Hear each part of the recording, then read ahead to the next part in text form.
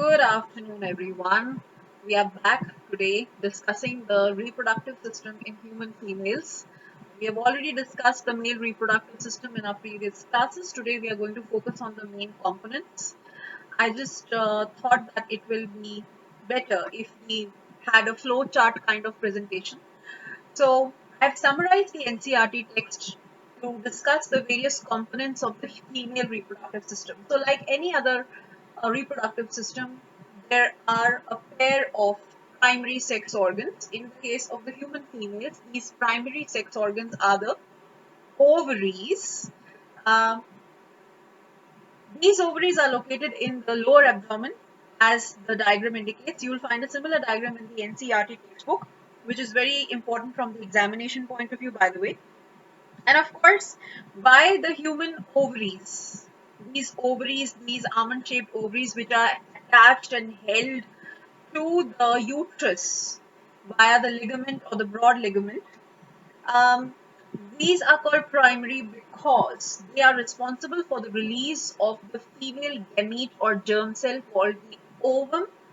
Plural is ova, or the female gamete or the sex cell or the germ cell, which will participate in fertilization.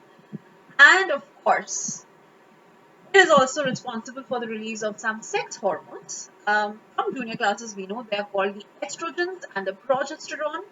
And of course, these are your steroidal hormones. So, a pair of ovaries. Safe to say that each ovary is located on each side of the lower abdomen. It is guarded by a very thin membrane or lining called the epithelium, and the body of the ovary is called the stroma, right? And the stroma is divided into the outer region, which is called the peripheral cortex, and the inner portion is called the medulla. And of course, we will be coming down to the detailed diagram of one single ovary and the different stages of the follicular development, which ultimately results in the release of the female sex cell or the ovum. So for now, we have to focus and remember that the primary sex organs are attached through the ligament or the broad ligament to the uterus or the womb, and these are the ovaries. And these ovaries are in the lower abdomen, I repeat, and they are responsible for the production and release of ovum and the steroidal hormones, the sex hormones. Apart from the primary sex organs, reproductive systems also have the accessory sex organs, which are not responsible for the release of the sex cell or the gamete, but they are helping in the process of population, or they are helping in the process of reproduction.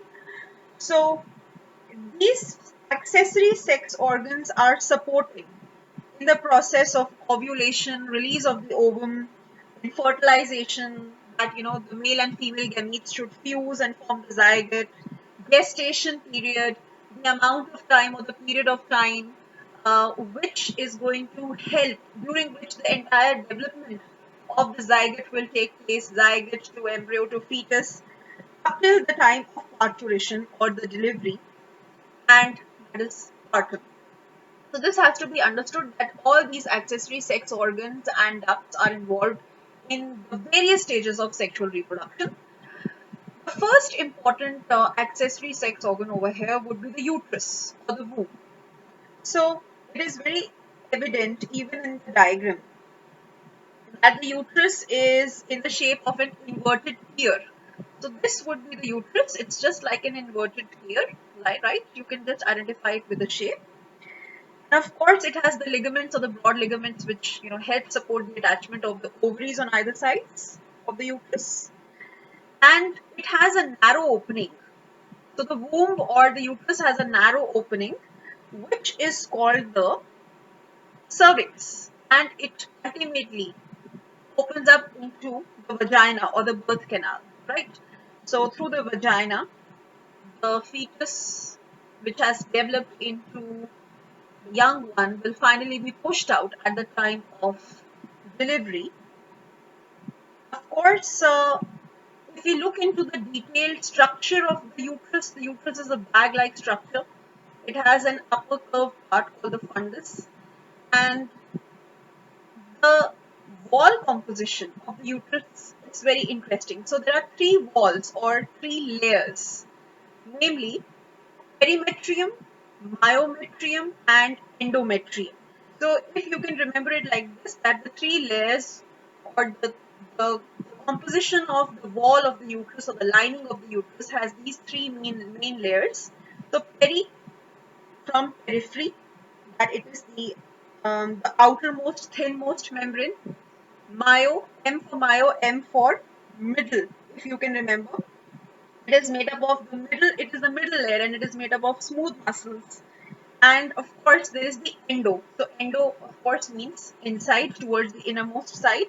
So, endometrium is the glandular layer. So, when we say glandular, like the presence of glands, so some secretions. So, the layers, the three lined wall membrane or the lining of the uterus goes in this exact order from outside towards inside: perimetrium, myometrium, endometrium.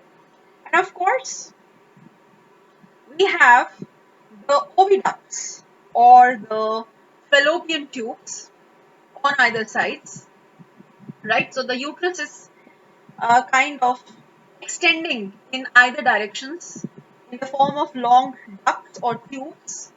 These are approximately 10 to 12 centimeters in length, and they are extending from the periphery of the uterus, right? Um, Now, this entire length of each oviduct is also divisible into four main segments. So let's start with the segment which is in closest proximity to the primary sex organs or the ovaries.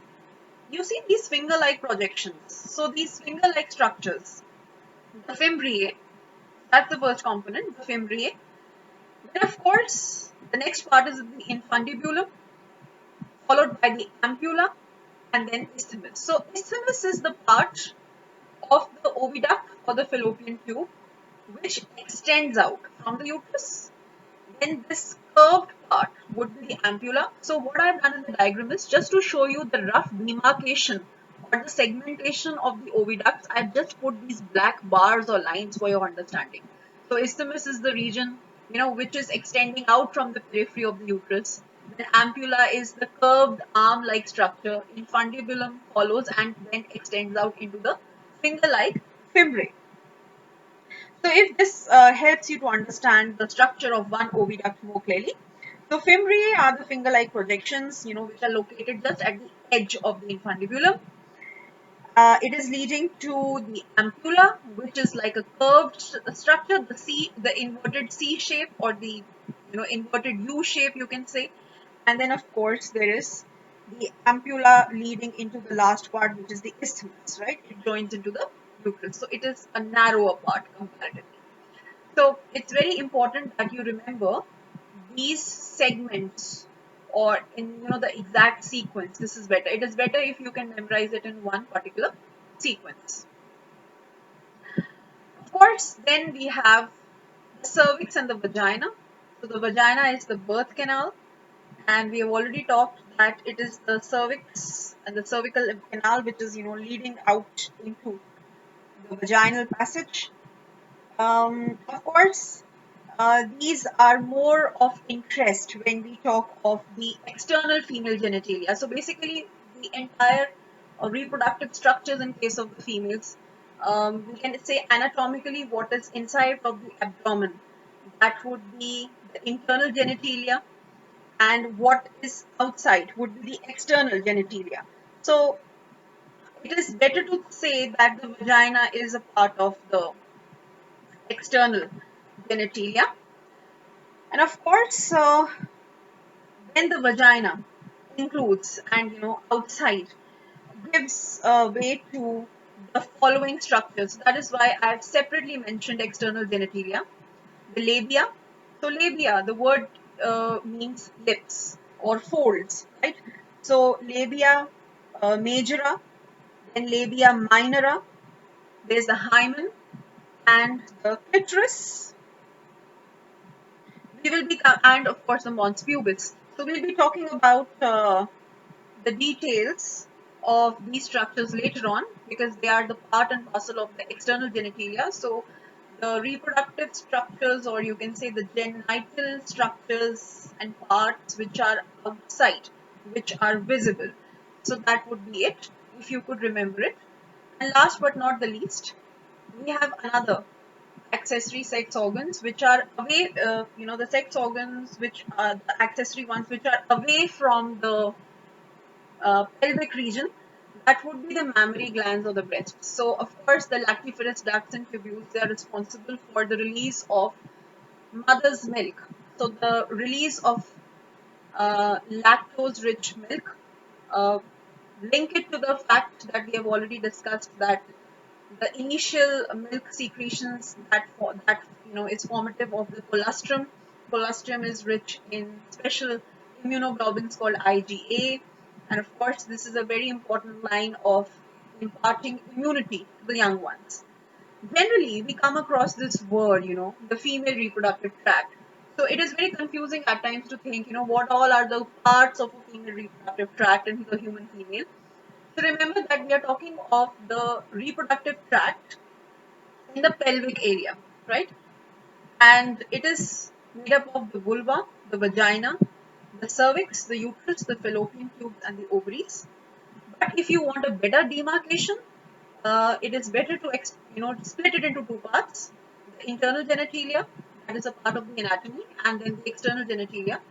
So we will be talking about this in another class, but for now, for today, it is very important that because this is an extension of your previous knowledge skills, most of us have drawn and practiced the diagram of the human female reproductive system, its diagrammatic sectional view, um, in class 10th as well. So this will be a good revision that today you get down and practice the diagram of the human female reproductive system.